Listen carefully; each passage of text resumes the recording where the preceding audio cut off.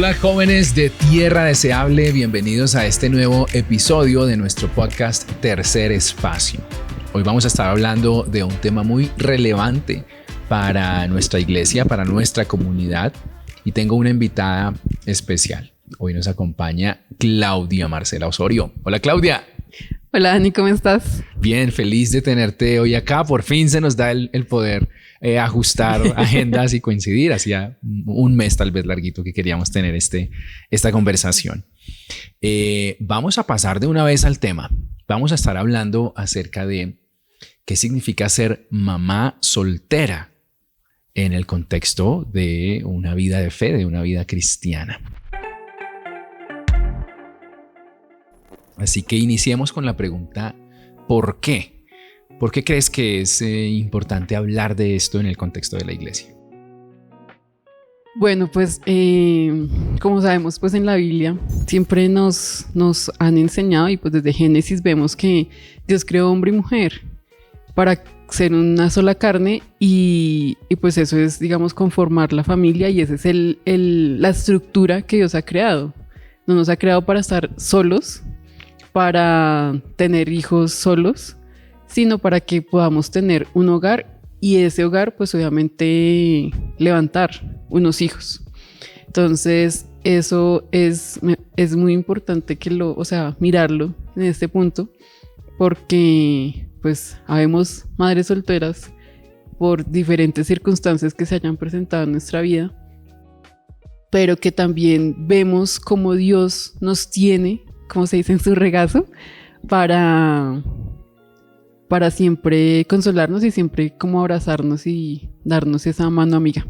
De acuerdo. ¿Alguna vez le preguntaste a Dios por qué a mí? Uf, demasiadas veces, demasiadas veces. Porque, pues, yo planeé mi hijo dentro de mi hogar, dentro de mi matrimonio, pero pues obviamente hubo muchas circunstancias que se presentaron que lastimosamente pues mi esposo pues ese fue. Entonces pues siempre fue como siempre fue como el tema de por qué, si fue todo tan organizado, todo tan planeado, no fue como, la embarré y pues ya me tocó afrontarlo, sino que todo tuvo un propósito que uno dice, ¿por qué este propósito? Pues en un momento como que se rasgó, se rompió. Entonces sí le he preguntado muchas veces. Muchas veces. Gracias por abrir tu corazón. Sé que es un tema sensible, por supuesto. Lo conversamos antes, hace un par de meses. Sí, queríamos conversar de esto y entendimos que era un tema importante, que en la iglesia no debe haber temas prohibidos.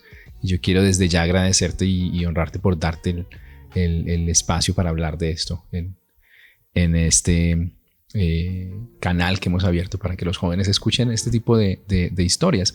En la misma línea de lo que te preguntaba, ¿qué te ha dicho Dios? ¿Cuál es el propósito, el porqué detrás de esto y cómo el Señor se ha manifestado, qué te ha respondido? Pues muchas veces en esto Dios como que ha mostrado ese amor y esa también dependencia de Él, porque muchas veces pues obviamente no es fácil, lo que les decía antes, o sea, no es fácil que tú organizaste tu matrimonio, tu hijo, todo lo planeaste como en el contexto de lo que Dios nos ha enseñado y nos muestra en su palabra, pero también muchas veces pues me dice como, o sea, ¿de quién dependes? De tal vez una persona que sí, pues la necesitas para poder educar, sobre todo un varón que tengo yo. Pero pues estoy yo. Ese es el soporte, o sea, como el soporte mayor que tenemos. Y eso es lo que he podido aprender, de que a pesar de todas las circunstancias, Dios es la base de todo. De acuerdo. Hay un pasaje que me encanta en el Evangelio de Lucas, en el capítulo 7, versos 11 al 16. Nos cuenta la historia de la viuda de Naín. El pasaje inicia diciendo que una mujer viuda, ella no escogió ser madre soltera, tiene un único hijo y este hijo fallece. Entonces imagínate el dolor de esta mujer. Jesús se encuentra con que hay una procesión. Toda la aldea se reúne en torno a la mujer y llevan el hijo en su ataúd. Jesús se acerca, siente compasión, dice el pasaje, y me inquieta mucho, me conmueve esta palabra. Siente compasión. Le dice que se levante y efectivamente el joven vuelve a la vida, los regresa, los reúne. Y termina diciendo el pasaje que las personas sintieron mucho temor, que se apoderó un temor de todos, diciendo, nos ha nacido un profeta de parte del Señor. Miremos un poco algunos elementos en esa historia y quiero saber qué tanto te conectas con esto. ¿Tú has visto la compasión de Dios en toda tu experiencia? Sí, demasiado. Demasiado, y sobre todo pues acá en Tierra Deseable, la compasión desde los mismos pastores, de siempre decir, o sea, sí hay una circunstancia que se presentó, X, Y, ya, o sea, ahí termina el ciclo, digámoslo así, pero es ese apoyo, es ese como trabajar hombro a hombro, por guiarme, por decirme, mira, o sea, Dios es, así como Dios es la respuesta a todos tus problemas. Sí, es así, es muy, muy cierto. Y en esa parte, aquí con hogares y con personas que pues tienen a sus hijos y que han sido cercanos, pues esa es la parte que uno ve la compasión de Dios. De que sí hay, y la importancia también de como se dice, de la comunidad. Porque en esas situaciones es que uno dice, wow, sí se puede, sí, obviamente hay más personas que tienen como la misma situación, pero que con base Cristo podemos salir adelante. De acuerdo, y eso está en la historia de la viuda de Naín. Dice el pasaje que toda la comunidad, que toda la aldea estaba acompañándola. Y definitivamente Dios permite y ciertas pruebas muy difíciles, pero nunca nos deja solos. Él dejó su comunidad, Él dejó su iglesia justamente para esto. Yo quisiera romper un poco la idea para quienes nos escuchan de que ser mamá, ser papá, soltero, es equivalente a esa frase de me tocó criar a mi hijo sola. Yo creo que no es cierto. Nadie cría a un hijo solo, sola. Hay una comunidad, hay tu mamá, el rol que ha desempeñado acompañándote en tantas cosas, hay unos hermanos, hay una familia espiritual, hay una iglesia. Así que esa idea de criar a nuestros hijos solos, creo que realmente si estamos con el Señor y en el orden de Dios no funciona. ¿Estás de acuerdo? Sí, estoy de acuerdo. Igual porque independientemente, digamos, de las personas físicas, está Dios. Y Dios en su palabra siempre nos está diciendo cómo guiarlo, o sea, cómo poder educar a un hijo. Y eso es lo que es como lo más importante, porque muchas veces, pues humanamente siempre fallamos. Pero Dios no. Y Dios en su palabra siempre nos está levantando las manos de esa manera. Qué lindo que menciones la palabra de Dios, porque justamente en la historia de la viuda es eso lo que cambia toda la situación. Jesús da una palabra. Jesús le dice, joven, a ti te digo, levántate. Y es la palabra de Jesús, la palabra de Dios, la que resuelve nuestros conflictos, nuestras situaciones en todo momento.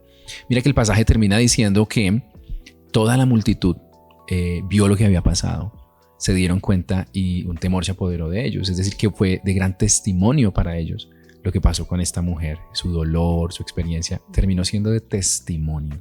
Y quiero preguntarte eso. ¿Tu experiencia de mamá soltera ha sido testimonio para otros? ¿Cómo? Sí, pues o sea, digamos, a mí me ven muy joven. Entonces, pues obviamente como que ver a mi hijo y ver que pues a pesar de todo seguimos y seguimos confiando en el Señor y que ahí Santiago pues también se ha involucrado mucho en la iglesia, pues eso es testimonio, porque pues a pesar de las circunstancias pues sí se puede criar un hijo con madre soltera, pero también con un hijo temeroso de Dios. Qué lindo.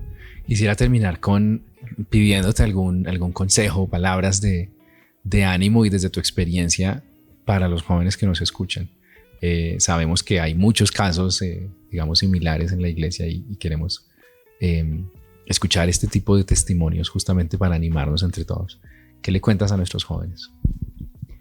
No, pues o sea, el ánimo es confiar en Dios, es siempre confiar en Dios y que además, lo que decía antes, tenemos una comunidad, tenemos unos pastores, tenemos, ¿cómo sería? Unos hermanos que siempre, es más, ahorita tenemos un equipo de información que necesitas algo, o sea, es eso, podemos contar con muchas personas con las que podemos siempre, ¿cómo se dice?, desahogarnos si nos sentimos ya en un punto porque muchas veces sentimos también que Dios no responde, pero Dios está esperando el momento propicio, Él es muy oportuno y a veces cuando nosotros pensamos que no responde es porque Dios está, yo digo que está como